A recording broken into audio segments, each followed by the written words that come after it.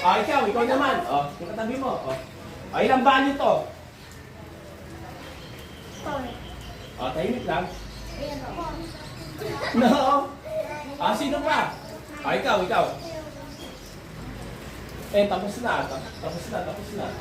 Isa na lang. Ikaw. Ito, magaling to eh. Ilang value to? 9, tama. Ito? 3, tama. Ilan? 1. Walang anuman. Tama. Tahimik lang. Mamaya, pwede ka naman sumagot. 3, tama. 5, galing. Bakit alam natin ang value ng pieces? Dahil, para malaman natin kung kailan natin ipapalit. Memorize natin. Para alam natin kung kailan natin ipapalit ang kabayo tapos sa kalaban. Kunyari, pinalit natin yung rook natin. Tapos, nakain natin yung knight na kalaban. Tama ba yun? Mali. Bakit? Ilang points yung rook? 5. Ilan yung na-capture natin? 3. Nawalan tayo ng 5 points. Ang nakain natin 3, lugi tayo ng 2 points. Kaya dapat, alam natin yung value ng pieces para alam natin kung kailan natin ipapalit ang pyesa. Ngayon, ano na tayo sa movement ng piece. Ang una natin, alamin yung rook. Ilang points yung rook? 5. Malalaman nyo kung bakit 5. Dahil sa control na square. Ang rook, mas maraming square compare sa bishop. Kaya siya 5 points.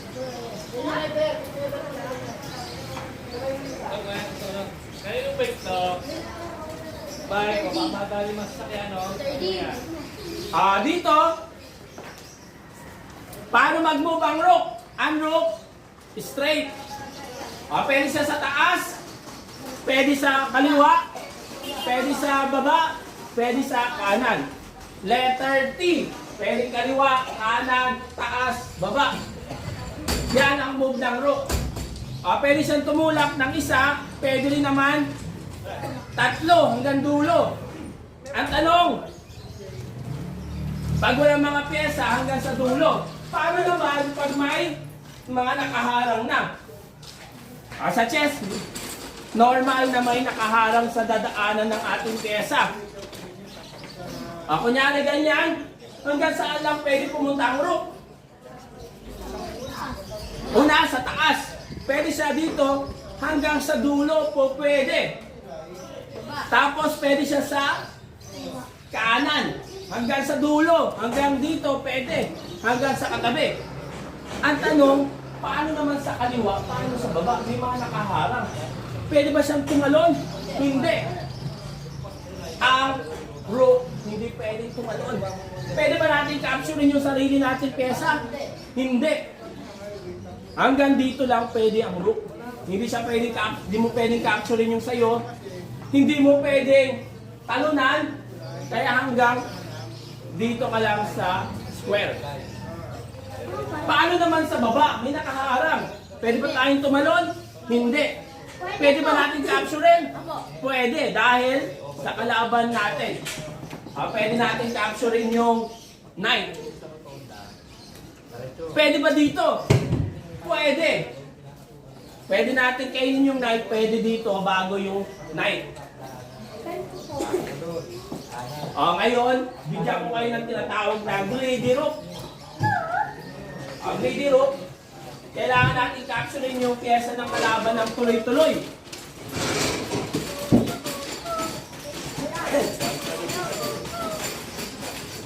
Hirap yan, kuya.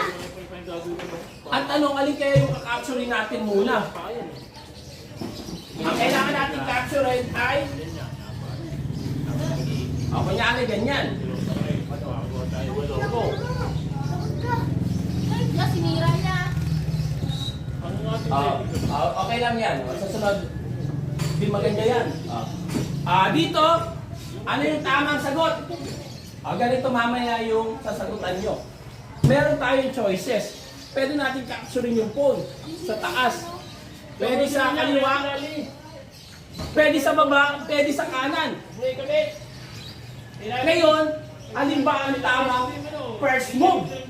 O, sa chess, kailangan natin pag-isipan yung move. O, ito, magandang test. Ang tamang sagot dyan, una yung sa kaliwa. Pag tapos ng kaliwa, straight. Ito yung pwede natin capturein.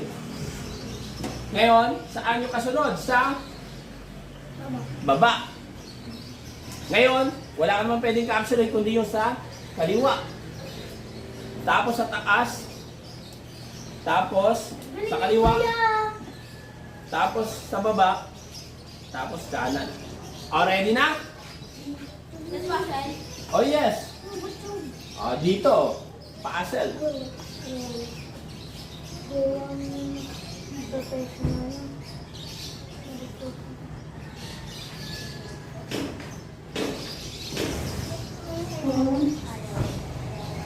Bigyan ko ng candy, makakasagot. Pag-isipan. Gusto mo? Sige, dito. Try lang po, sir. Try. Pwede mong kainin sa taas muna, pwede sa kanan, pwede sa baba, pwede sa kaliwa. Pero alin yung tama? Ayan, mali yan. Hindi yan. O dahil, pag kinain mo to, pag kinain mo yung kasunod, kain, wala na. Pag kinain mo, kain. Pag kinain mo to, wala ka nang pwedeng kainin. Pag kinain mo naman, kain, bitin to, bitin ito. Oh, libre lang dito. Kakasimula lang. Oh, libre lang. Yan ang tamang sagot. Ano yung kasunod?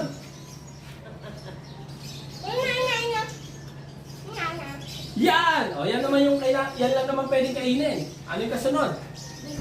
Isa lang pwede mong kainin.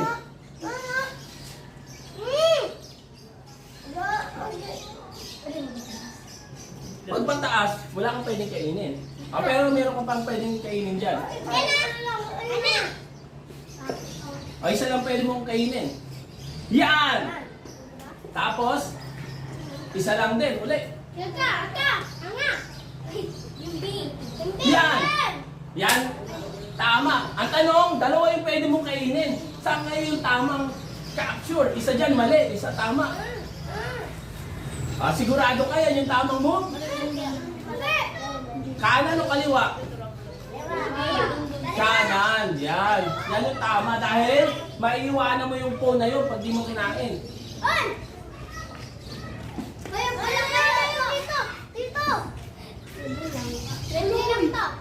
O, isa na lang. Wow! Correct! Yan! O, galing!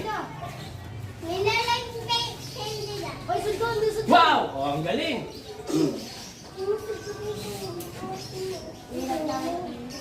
Pwede mo palitan kung gusto mo. May coffee. Isa pa.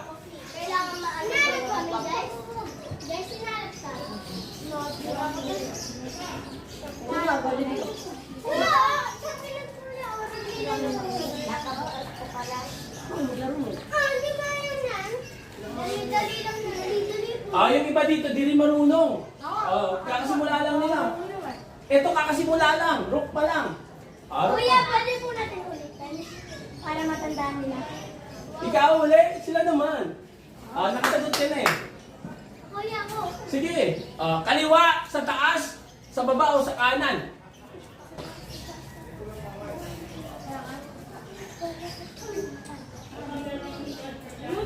Bakit ka? Oo, kailangan pumunta dito. I-show mo yung answer mo.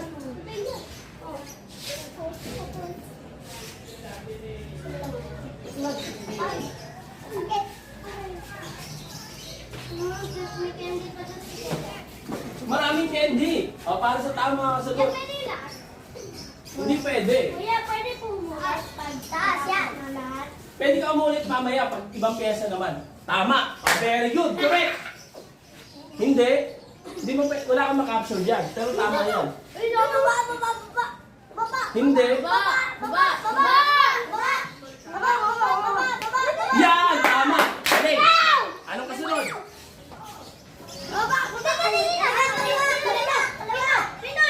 Kanan. Tama. Alin, kasunod.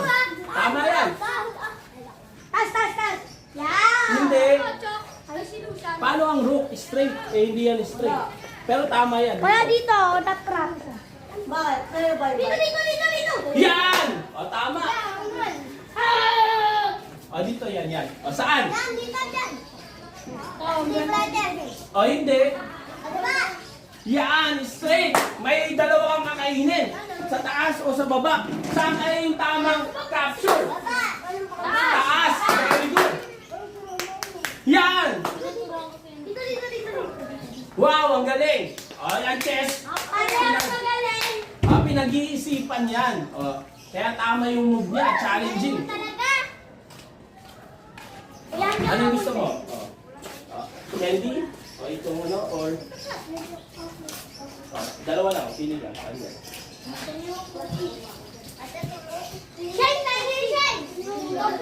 Ang galing! O, nagsisimula pa lang tayo yung mga dumating.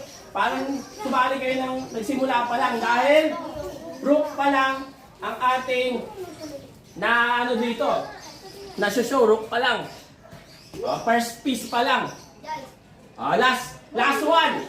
O, para matandaan natin yung move. O, kaya binibigay ko sa inyo tong the greedy rook.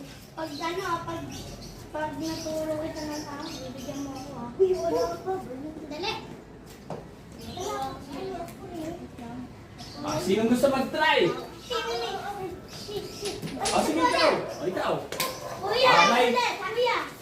Mamaya pag bishop, ikaw ulit kung gusto mo. Pag rook, tapos na yung rook eh. Bigyan naman natin yung iba ng chance.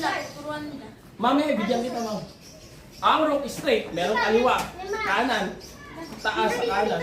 O, siya lang, mamaya ikaw sasagot. Bigyan kita mamaya. Dito. Dito nga. O, yung rook, hindi yan. Yung move.